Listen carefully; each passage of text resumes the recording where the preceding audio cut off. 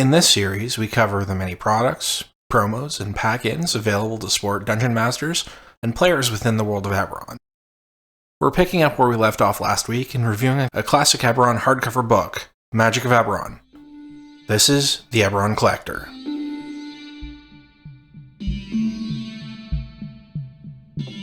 So, last episode, we already went over a brief overview of the book, its introduction, and its first two chapters called Magic of Eberron and Character Options.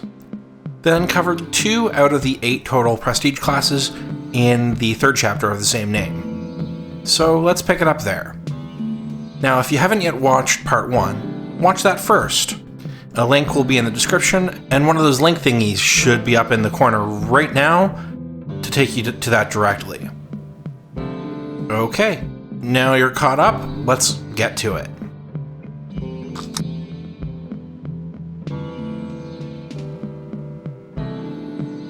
The Dragon Prophet Prestige class is an arcane spellcaster-focused class of 10 levels. It is nominally about reading the prophecy as an agent of dragons. The theme of the class's powers are related to the 11 draconic constellations. In the Eberron campaign setting, it was established that the gods of the draconic pantheon in Eberron each have constellations of stars in the sky. The draconic religion matches the pantheon of draconic gods from the core cosmology in 3.5 edition. Though in 5th edition, some of these dragon gods have been reduced in stature to just impossibly powerful great worms with multiversal vision. Some of the newly established draconic lore in Fizban's Treasury of Dragons about the dragons having echoes in many worlds can be supported if you wish to go the route of telling a story of many worlds, and is supported by classes like this. Now, one thing that is a bit strange, and it might just be a straight up error, is the line, "You attune yourself to the draconic constellations, for which the months are named, gaining new abilities based on the deities they represent." But the months are actually named after the 12 remaining moons of Eberron, and have nothing to do with the dragon gods. Another strange thing, for a class all about dragons and the prophecy, the Chamber, as an organization, is not mentioned at all, even though that's basically their entire shtick. Overall, I think the Dragon Prophet Prestige class is pretty cool. I think an adaptation of it would be a lot of work, creating selectable options for each of the dragon gods, but it would definitely be interesting. I think it would likely work best as a Sorcerer Bloodline subclass instead of a Wizard School.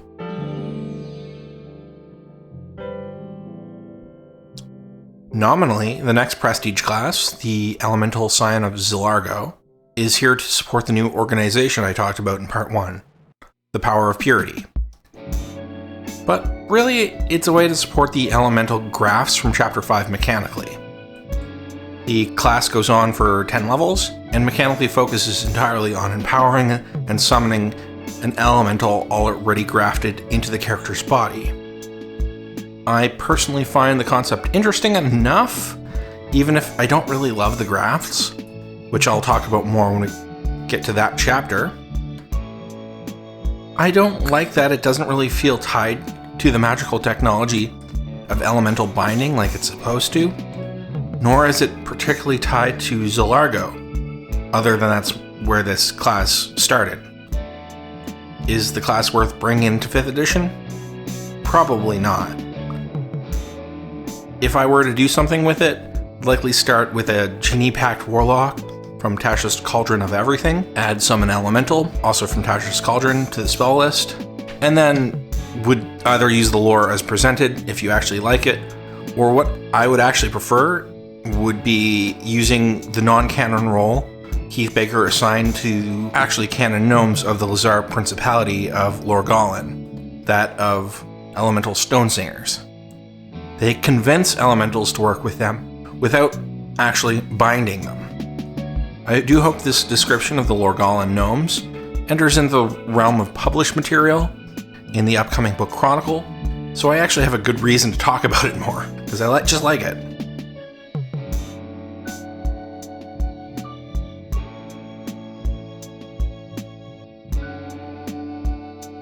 I mentioned the Impure Prince as the example NPC with this Prestige class when it appeared in one of the comic pages in Part 1. Let's examine it as it's the next class in this chapter. It's an odd 6th level class, since most Prestige classes are either 5 or 10 levels, and has requirements to enter it that can only really be met by Rangers and Druids who are members of the Gatekeeper sect, and who already have a bond with a symbiont. Like the Dead Grim class from the last video, this is another use the tools of the enemy to defeat them style class. In this case, Gatekeepers who use Dalkir symbionts to fight back against those Lords of Madness. The class's key ability revolves around luring symbionts to you and getting them attached, akin to getting an animal companion or familiar. The thing I find most interesting from this section is not actually directly to do with the class, but a new location mentioned, Greenspire, in the Shadow Marches. It's a Gatekeeper settlement where people with symbionts are not automatically reviled like they would be in most other communities aligned with the Gatekeepers. It's a location that might be of interest to the Sildurak and Narathun dwarves of the Maror Holds, or any other ruin-bound dwarf. As for how to adapt this Prestige class, I would divorce it mostly from its Gatekeeper requirements to allow Maror dwarves the option to embrace the path. But instead of a Prestige class, I would probably make it a Ranger subclass instead, with the Beastmaster or one of the other pet-using subclasses as a mechanical starting point. Alternatively, the reskin of the Ruin-Bound Dwarf or Pact of the Host Warlock I talked about back in Part 1 would work here too. Speaking of the Ruin-Bound Dwarves, I do want to mention that I did make a minor mistake talking about them last time. They are actually born with their symbionts based on the lore in Exploring Eberron. I just misremembered and didn't double check things, so very sorry about that.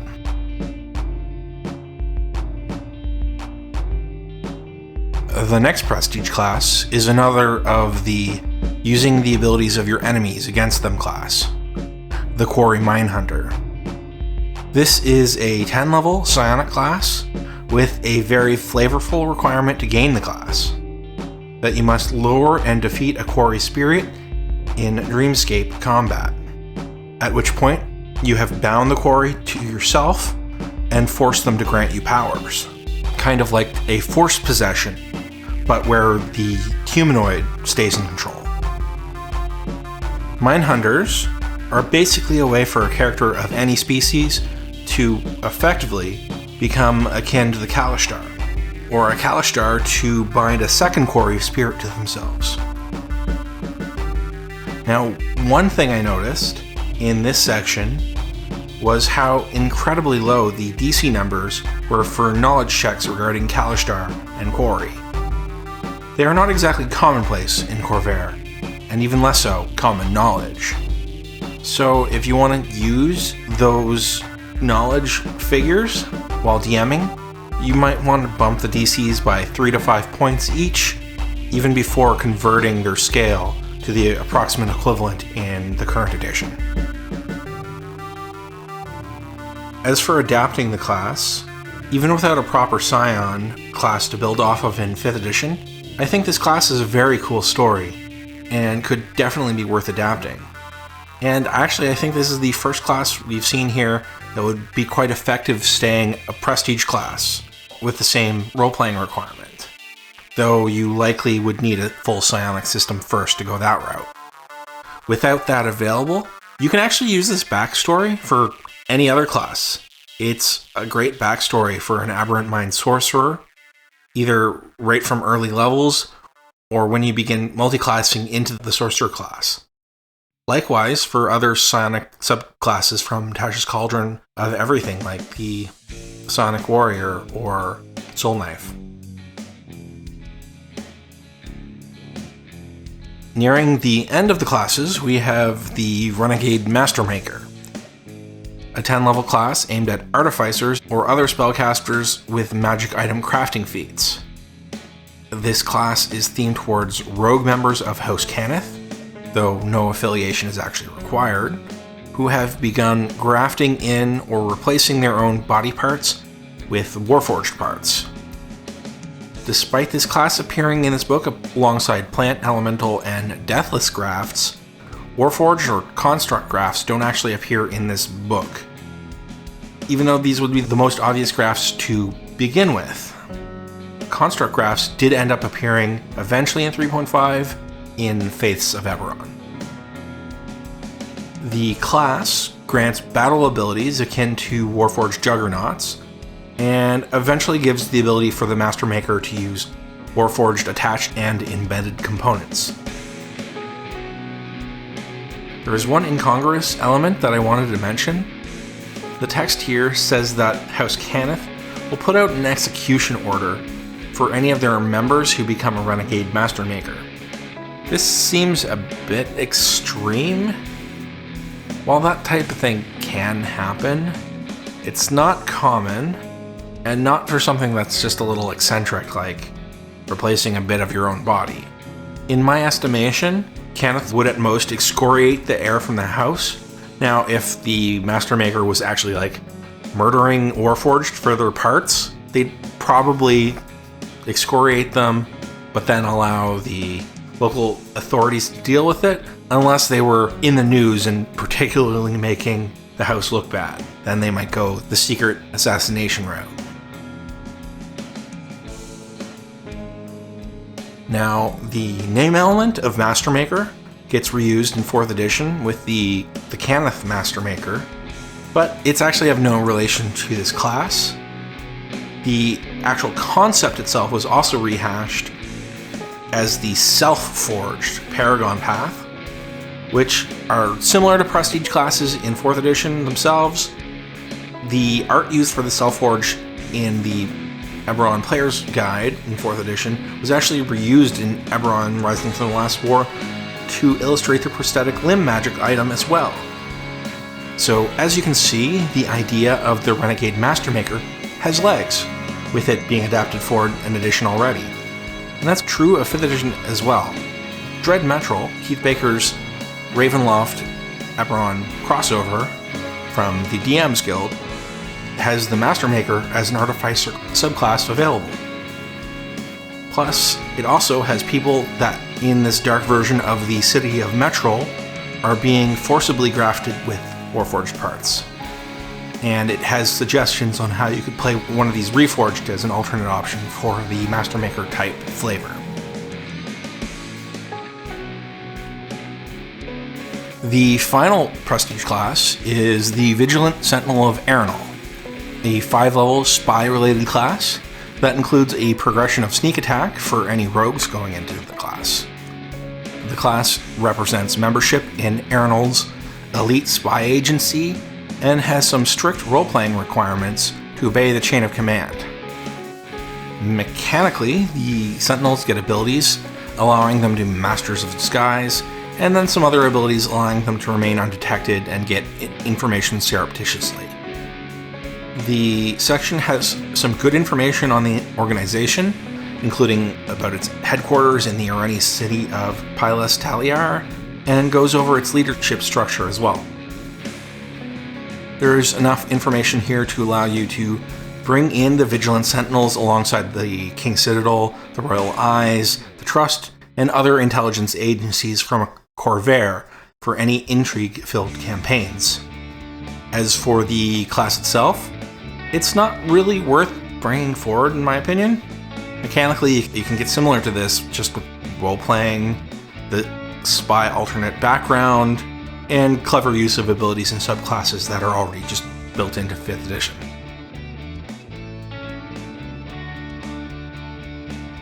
Okay, just to wrap up the prestige classes, There's a lot of hits and misses.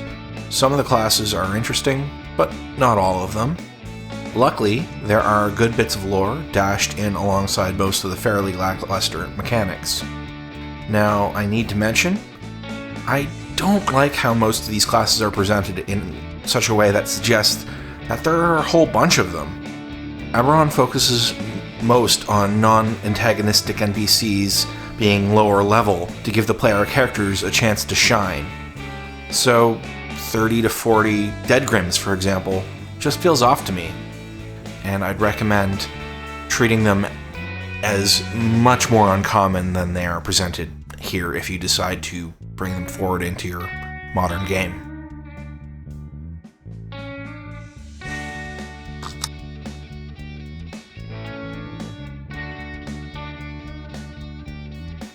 This chapter starts off with its comic showing Thondrid, the dwarf artificer, springing his Kyber trap spell.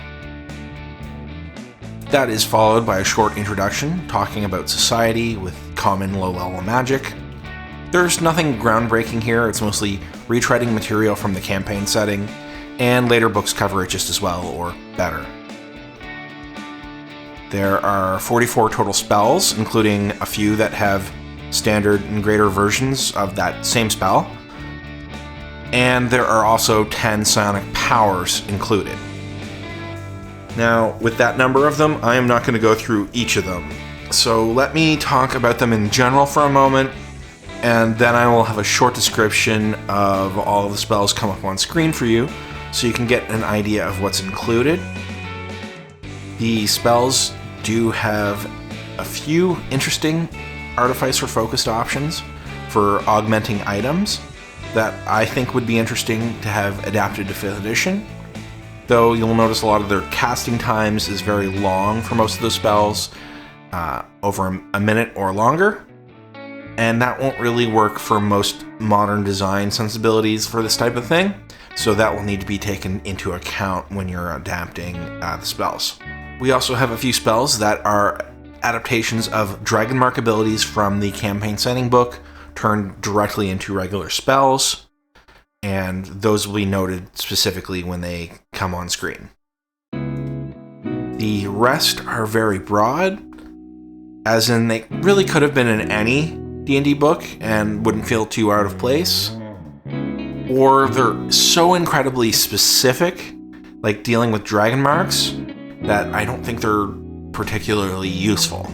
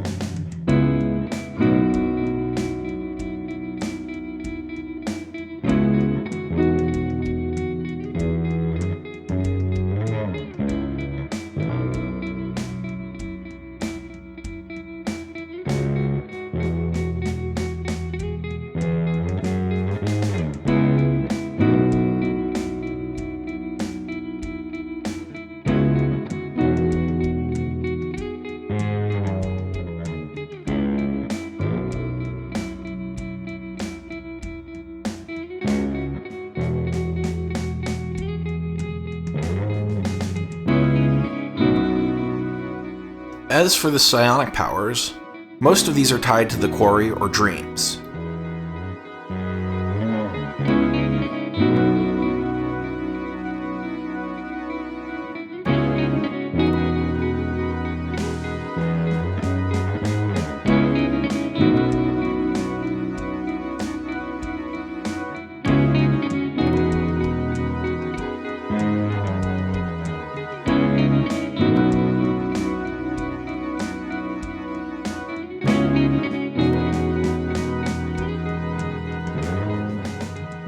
So, while I think there are a few spells that would be good additions to 5th edition, most are, let's say, inessential.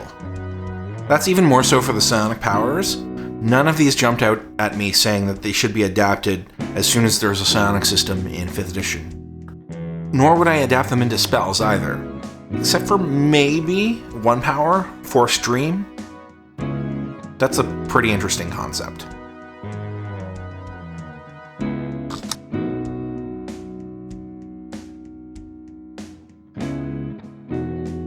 We begin with our comic page showing the Warforged Wizard book, showing off some of the magic items in the following pages. Chapter 5 covers magic items, magical crafts, and other types of equipment, and is the second longest chapter in the book at 33 pages. And it has a lot of subsections. I actually quite like a lot of the over 30 items here, so let's go through most of them. Many of them are illustrated too, so I will point out the items with the pictures too on screen. The first subsection has 5 items for use by artificers. Most of these have powers which require activation via abilities only artificers would have. Starting with the Kenneth Goggles, an item that can give low light vision and bonuses to perception related checks. Next is the Infinite Scroll Case, an item like a bag of holding that holds a high number of spell scrolls, allowing you to pull out a variety of different spells on scrolls at a moment's notice, and unfurls them for you, ready to cast, as you can see in its image. The Ring of Master Artifice is essentially a ring of spell storing, but specifically for Artificer infusions. Since Artificer magic is mechanically no different than a wizard's in 5th edition, they can just use regular rings of spell storing to get the same effect now. A neat item is the Spare Hand, a belt with an arm attached that can hold a shield, manipulate objects, and many other handy things. The last of the Artificer items is the Wand Bracelet. It's like a fancy version of the Wand Sheath that appears in Rising from the Last War, just not a Warforged component. And it can fit in 4 total items, not just wands, so light weapons fit in too. All of these items are ones I think would adapt well to 5th edition, except for the ring, which is unneeded due to the change in systems. I would probably also remove most of the Artificer requirements and make them more generally available. Your resident Wandslinger character likely wants the Wand Bracelet especially.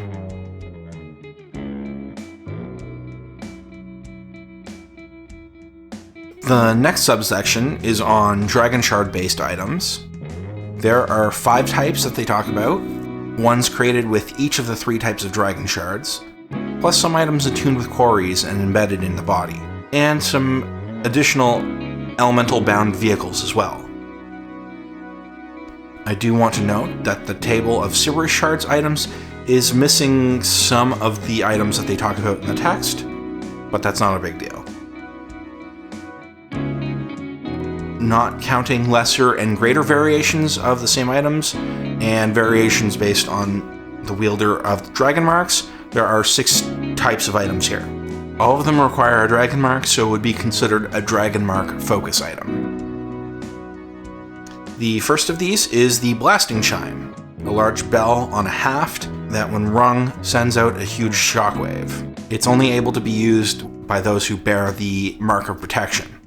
I don't like this item much personally. It feels out of place for House Madani. Dragon Mark rods are up next. There are staves with carved dragon marks on the end. They allow someone bearing the appropriate mark to use their dragon mark granted spells additional times each day. How you would translate this into 5e, I'm not sure offhand, since the Spells of the Mark feature is very different than the spell-like abilities granted in 3.5, but these rods are actually quite important to the lore of the dragon marked houses, and is one of the main bases on how they can run businesses with their innate spells. They're important enough that one is even pictured on the later book, Dragon Marked's cover art.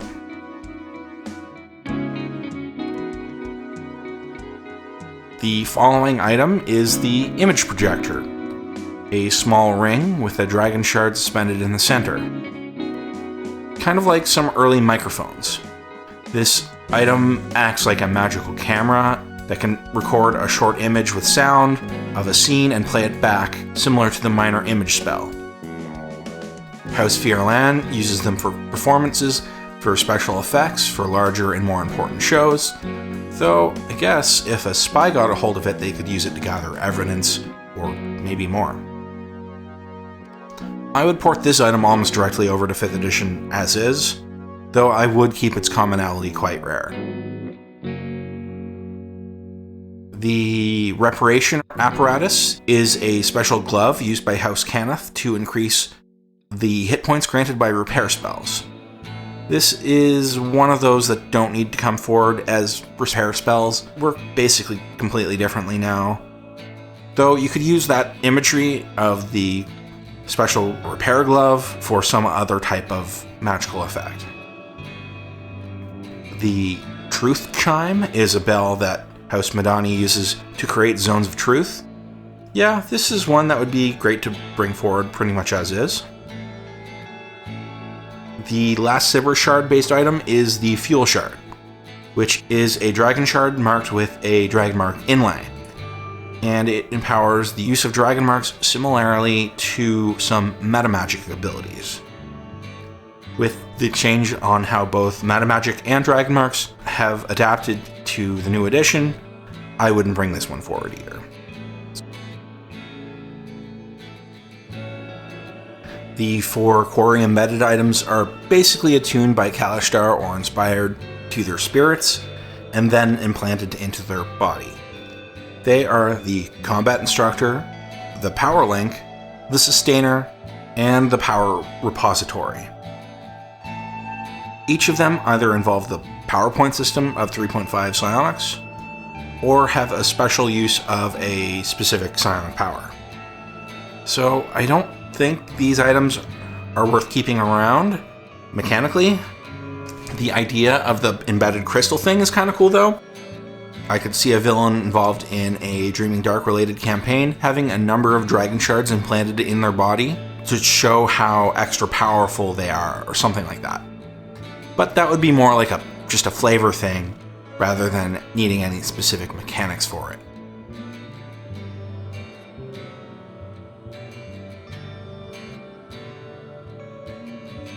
The embedded shards are followed by 2 Eberron shard-based items, but they're just both more powerful version of items from the campaign setting book. The Spell Shard is improved to be the Empowered Spell Shard, which acts more like a spell focus more than just a spell book. And the Everbright Lantern is upgraded to the True Sight Lantern, basically letting you see through illusions in addition to acting as a light source. I feel both are pretty unnecessary.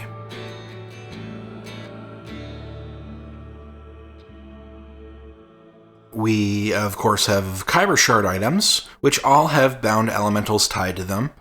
The first of these is the Bracers of Wind, which says you always have a slight breeze around you when it's worn, perfect for the rogue who always wants that windswept look.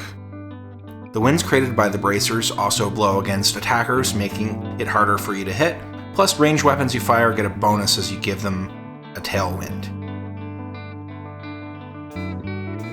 The Earthplate armor is angular full plate that looks dirty all the time, and can cast a spell Stone Skin on yourself and give you tremor sense.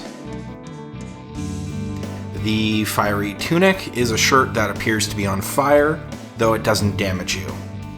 It does give you fire resistance, and you can cast Fire Shield or give your weapons a flame attack.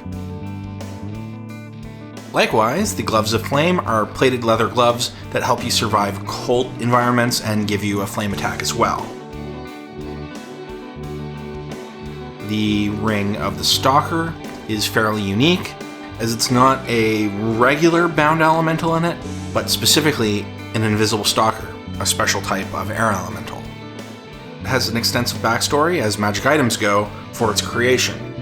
The ring itself helps you track a target and make yourself invisible. Rock boots are leather boots with metal plating that make you hard to knock over, allow you to ignore difficult terrains, and also to create shockwaves.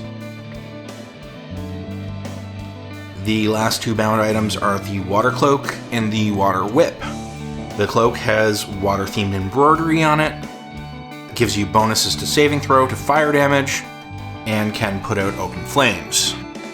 The whip looks like a tube of water, and despite its name, has both a fire and water elemental bound to it. That allows it to deal either heat or cold damage alongside the regular weapon damage. All of these elemental weapons are cool, have interesting mechanics, and some have cool little world building or story bits that you could build an adventure portion around before handing them out to players. Definitely worth the effort in adapting to 5e. The last of the Dragon Shard related items are two new elemental bound vessels. The Earth Sled is like a barge that travels over land. The sled has the elemental acting at a distance underground as the motive force. This vehicle is absolutely fine to bring it along to 5e. Though, like some of the other material in this book, it's made to sound much more common than it really should be, in my opinion. This should be a prototype. Maybe only a couple out in the wild, not that there's a number of them that service supplying remote locations across Corvair. If that was true, that would disrupt and change other vital parts of Orion's transportation guild, especially their team stores with horses and baggage trains that regularly carry goods to remote locations, as it had been established in other books. Perhaps it's an emerging technology, but it should not be something that you just find out in any random little town.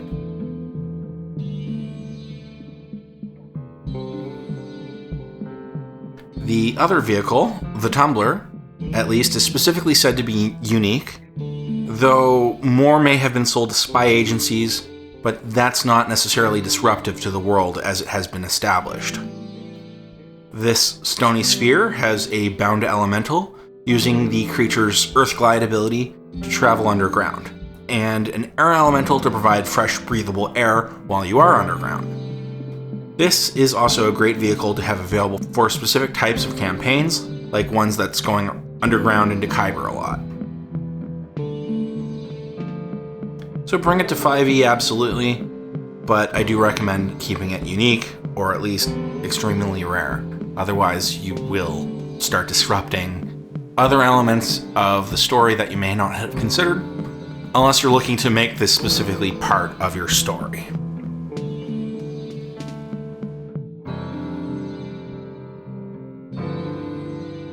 The next category of magic item only has one entry, the Minor Schema. The section talks about what schema are in general. Basically, they are magical items that explain how to craft other magical items, cast grand spells, or direct a whole creation forge in manufacturing items. Minor schemas are basically powered down versions of the items that hold a spell similarly to a scroll, just with a slightly different activation method. Minor schemers are great, but I would treat them exactly per the rules of scrolls in 5e. There's no reason to make things more complicated.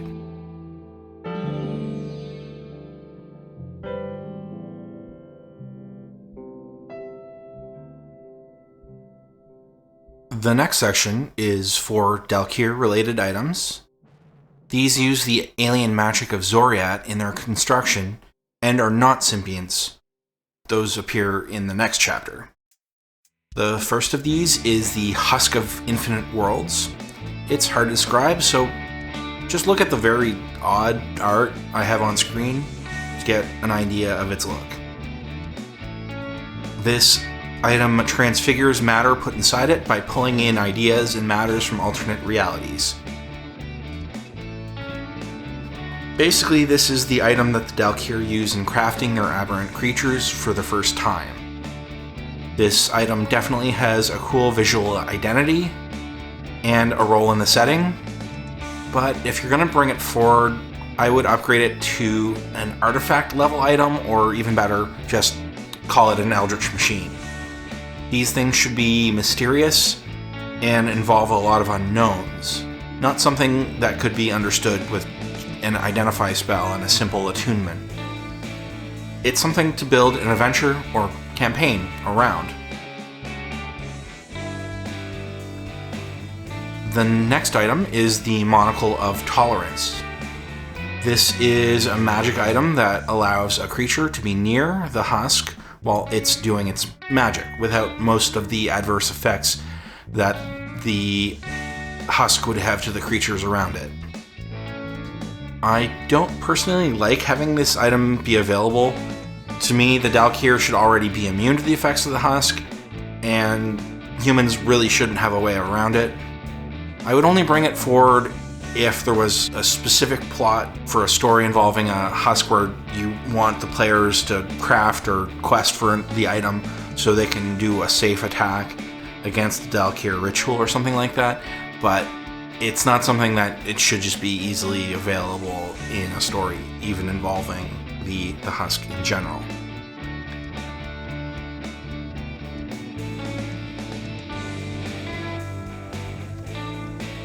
The other two Dalkir items are the Shirt of the Leech and the Truth Lens.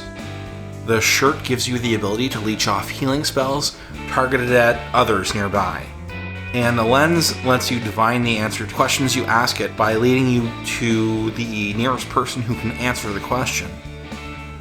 Both of these items are reasonably clever, but neither feels particularly alien to me personally, so feel a little out of place as Dalkir items. I will admit the description of the shirt is a bit creepy, but the abilities are possibly worth adapting into being symbionts instead of just regular magic items.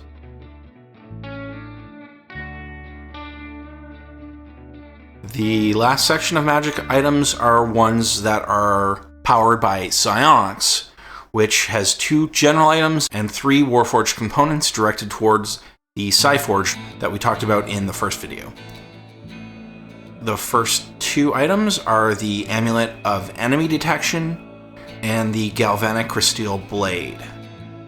The amulet gives you the ability to use an enemy detecting psionic ability and prevents surprise in combat, and the blade has the ability to store psionic power points. The psionic Warforged components are the Expanded Reservoir, a crystal that can help store power points. The next is the Power Crystal, which is a psionic crystal and an Eberron shard paired together that basically allow you to know a psionic power that you don't usually have access to once per day. And the last is the Psychic Generator, a cluster of crystals that increases your power point maximum. All 5 of these obviously need a full psionic system to be brought forward, and even then, they may not have any utility depending on how the psionics are implemented.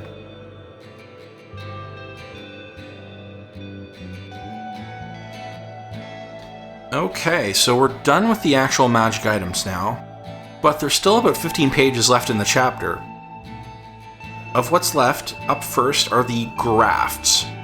Now, these grafts are specifically said to be different and incompatible to the rules of other grafts, basically the ones that appeared in a bunch of earlier core books.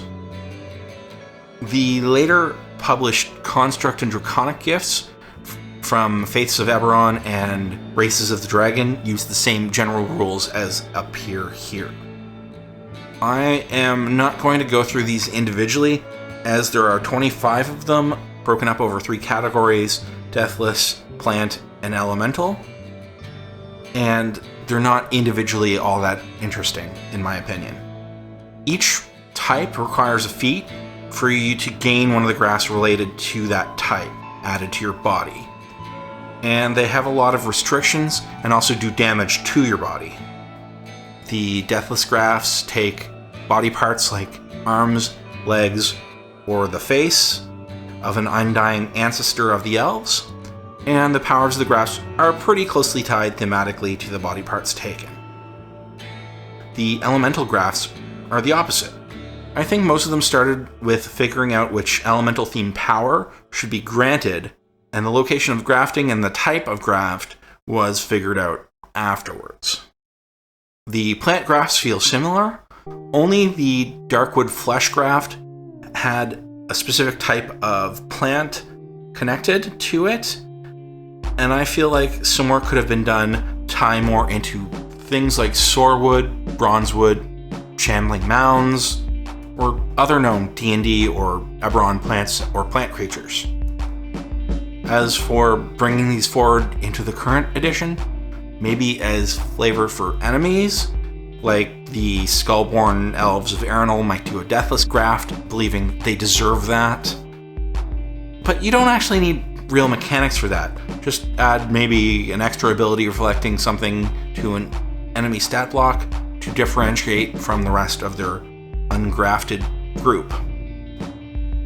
Maybe if a player really wanted to have the I bound an elemental to myself theme, I'd let them use the mechanics of the Genasi, and them made small if they're supposed to be a gnome, without actually being a Genasi in the actual game world.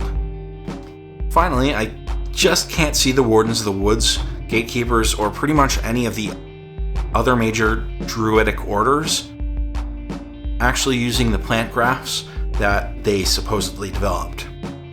These feel more like something Mordain the Fleshweaver or a Dalkir thing. Probably, if it's Dalkir, created by Avash, the Twister of Roots.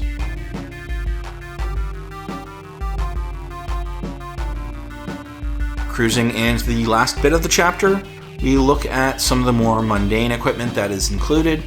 There are a few new types of weapons, the Alchemy Blade, and a few Spicards, which are other types of weapons with a crossbow built into them. The Alchemy Blade is a weapon that can deliver alchemical concoctions when you hit them with that blade. And if you know the Gunblade from Final Fantasy VIII, you have a good idea what the Spicards are like, just with crossbows instead of a firearm. These both feel like unique magic items and not good additions to a list of standard equipment to me. I feel the same about the impact armor, which are alchemically treated forms of armor that harden upon impact. The chapter is rounded out with documents, indulgences and leniences, which let you basically prepay fines or avoid prosecution for breaking certain laws. Items like the syringe, which was already implied to exist, I think. And new semi-magical fabrics and other semi-magical substances, none of which really feel like they are interesting enough, to me at least, to have made it into this book in the first place. 5th edition adds fewer new base weapons and armor to the rule set than earlier editions did it, so all of these items would feel more out of place than they are here. The equipment chapter overall has a lot of misses for me, though quite a few of the Dragon Shard items I believe are worth preserving and converting. A lot of this whole chapter should just be left in the past.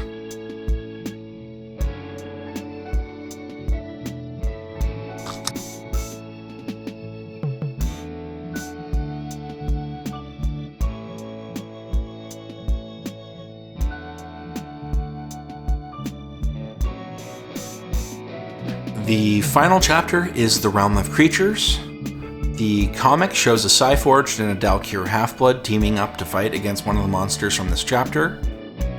The chapter has 17 stat blocks for creatures. I want to mostly just go over them quickly and look at them as sources for conversion, as I do plan on doing deeper dives on each of the various creature types in future videos. The first up is the Dolghast. This monster is an early attempt at expanding the line of Dolg creatures, the Dolgrim and Dolgaunt, those horrid abominations created by the Dalkir. The Dolghast uses the naming scheme, but not really the flavor.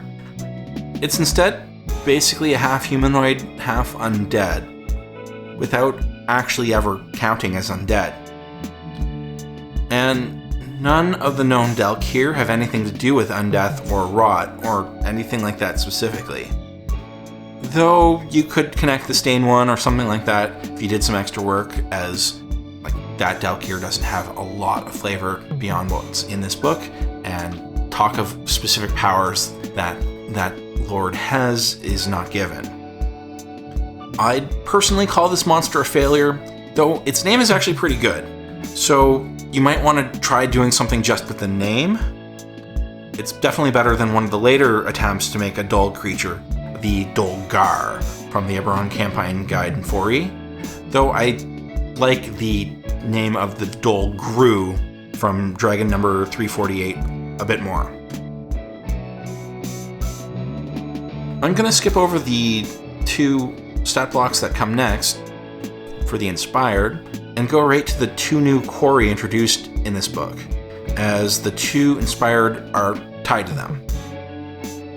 The new Quarry are the Soriva, or Mindblade, Quarry, and the Asvapna Quarry, though it is actually only known as the Dream Master Quarry here. It gained its proper name later in Secrets of Sarlona. The Soriva is the weakest of the printed Quarry based on challenge rating. They fight with Mind Blades like a Soul Knife. They're basically just Quarry shock troops. The Asvapna, unfortunately, has a mid-range CR and doesn't really have anything that makes them feel particularly special or anything that themes to them very well. Though they are the only Quarry that is large-sized, at least at this point. Another was designed later.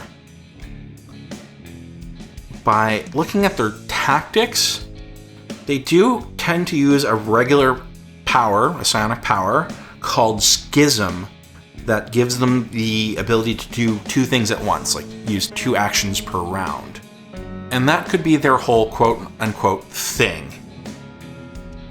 But I'd call for a graphic redesign of the monster, maybe have it split into 2 beings or split in half, and you'd have to defeat both sides after it splits, something like that.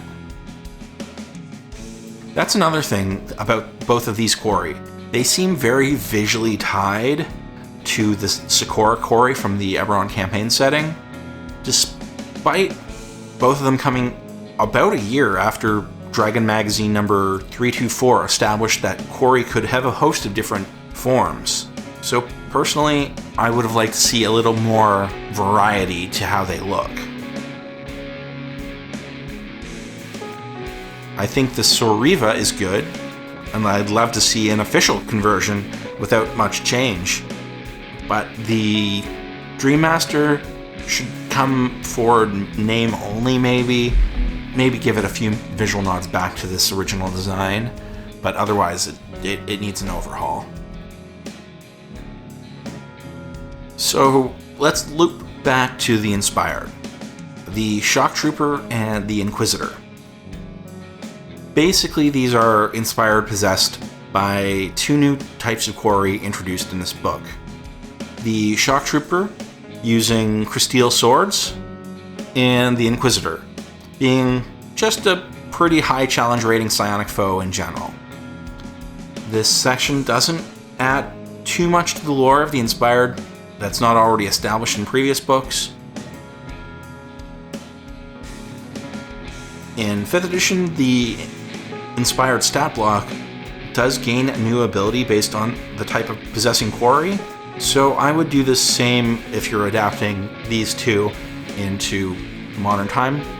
Use the existing stat block and add a new ability. The Soriva possessed Inspired would give them Mind Blades, and maybe something like a Psychic Teleportation ability like the Soul Knife Rogue subclass gets. And for the Asvapna, well, it really depends on how you decide to adapt that creature itself. Something to do with sleep, or having 2 abilities, or something like that, depending on how you go with it. You lean into the Dream Master, or the Dual Mind thing, whatever you go with.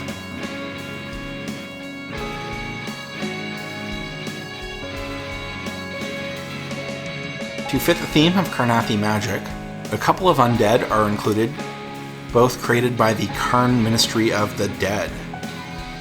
The first is the Urdark, an incorporeal undead of a criminally insane person whose spirit has regressed to a childlike form and whose giggling is quite unsettling. This creature has an interesting story, but I think you could basically accomplish everything it is doing with the stats of one of the many other ghost-like creatures already in D&D without doing the work to translate this one exactly. And as a DM, just roleplay the unsettling giggling. The other undead creature has a very unique look to it and is called the Vower. It's another energy-draining, spawn-creating undead, but this one is somehow related to beholders combined with wights, though the text is not exactly clear how. I love this visual. The name is also pretty good, but the creature doesn't really feel like an undead, more of an aberration of some kind, and it doesn't have a good mechanical identity either. My recommendation would be to use the art and name, and come up with a new unique creature to go with it. One criticism I have is that neither of these undead feel particularly tied to Eberron either. They could have just appeared in a regular monster manual without feeling too out of place.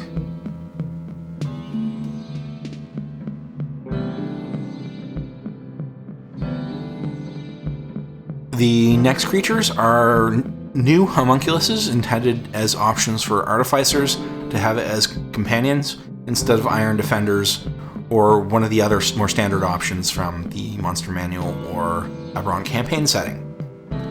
The Arbalester is basically an animated bow that provides you with range support.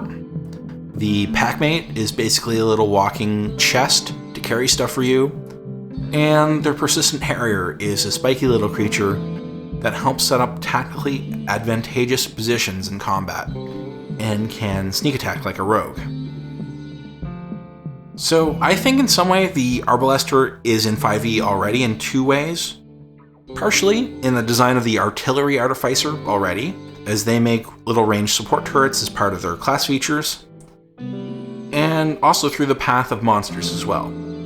Now, 4th edition had a homunculus called the Arbalester. It was a small creature like this, but more of a crossbow.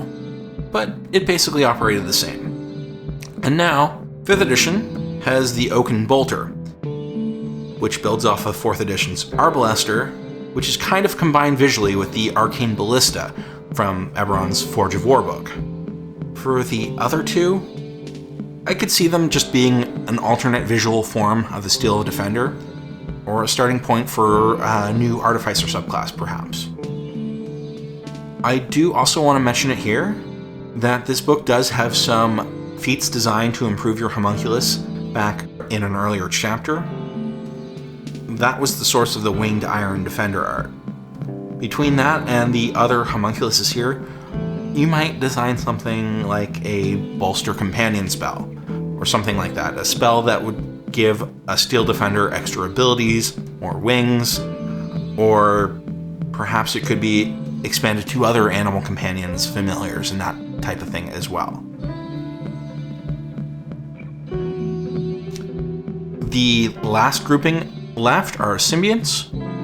The Breed Leech boosts hit points, and they're also the source of Half-Bloods, which I talked about in episode 1. The Crawling Gauntlet gives you a claw attack. The Shadow Sibling basically becomes your shadow and gives you Displacer Beast-like abilities to avoid being hit. The Spell Worm enhances spellcasting abilities. The Storm Stalk gives you lightning attacks. The Throwing Scarab creates throwing weapons for you. And finally, the Winter Cyst gives you Rays of Cold. All of these would be great additions to 5e.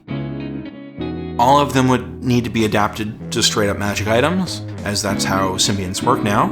But if you're doing a Dalkir themed adventure, a few of these would absolutely be nice additions.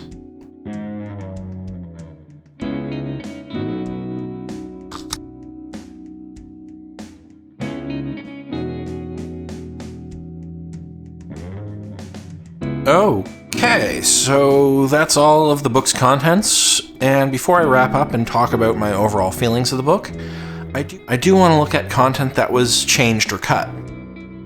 Wizard of the Coast, of course, has archives up of old D&D material, including art galleries, and in the galleries you can often find pieces of art commissioned for the books, but not actually used.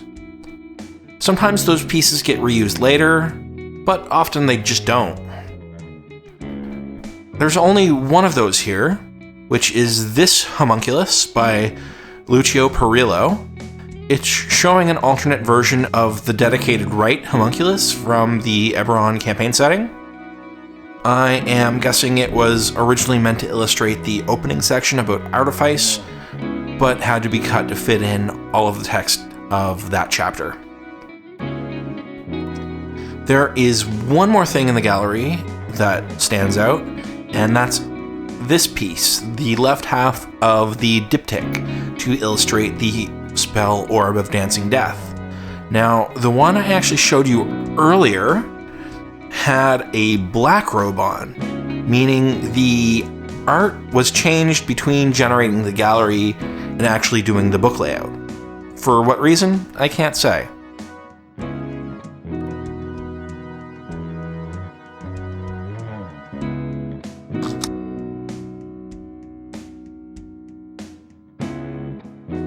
So, I want to now look back on the book from two sides. First, how would I feel about the book if I was still playing D&D 3.5? And then, how do I feel about it now just as a source of inspiration for modern play in 5th edition? For 3.5, I'd actually say the book is pretty middling. It has a few cool concepts in it. The Half-Blood and Psyforged are both cool, for example. Some of the prestige classes work quite well, and some of them are good enough mechanically to make interesting characters. It has a few good spells and feats, and the book came out early enough in the Eberron life cycle that the story elements it introduced were mostly pretty shallow compared to what was added later, but their shallowness meant that they weren't really referenced much later either. It does have great art for the most part, and Lee Moyer's maps are all very well rendered. Still, I'd only give it about 5 out of 10 as a straight 3.5 book. Unfortunately, the shallowness of the material still shows through when you're using it as a modern source. It did also have some editorial problems, meaning you're going to have to figure out how to reconcile some of the canon material between this book and other sources, contradicting each other. There is still some good stuff here, though. The maps and art are good just straight up for reuse, and most of the monsters and magic items are adaptable. But that's a lot of work you will have to do yourself as a DM or a player asking a DM to use your homebrew material. So I still can only give it about like a 4 out of 10 as a source for playing 5th edition.